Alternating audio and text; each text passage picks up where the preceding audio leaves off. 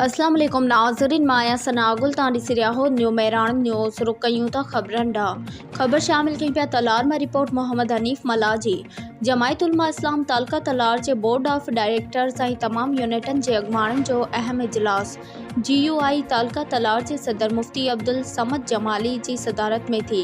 इजलास में जमायत जे उहदेदारन शिरकत कई। इजलास की कार्रवाई तालका तलार जे जनरल सेक्रेटरी मुफ्ती अब्दुल रहमान दिलवानी कई।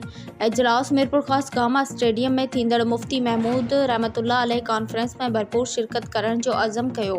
GUI जे मरकज़ी अगवान कायद हज़रत मौलाना फजलुर रहमान जलसे आम के खुसूसी ख़िताब कंदा।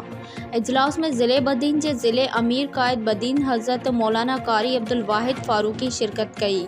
ज़िले सदर पंहिंजे ख़िताब में चयो त इंशाअल्लाह ज़िलो बदीन मां भरपूर काफ़िलो मीरपुर प्रोग्राम में शिरकत कंदो।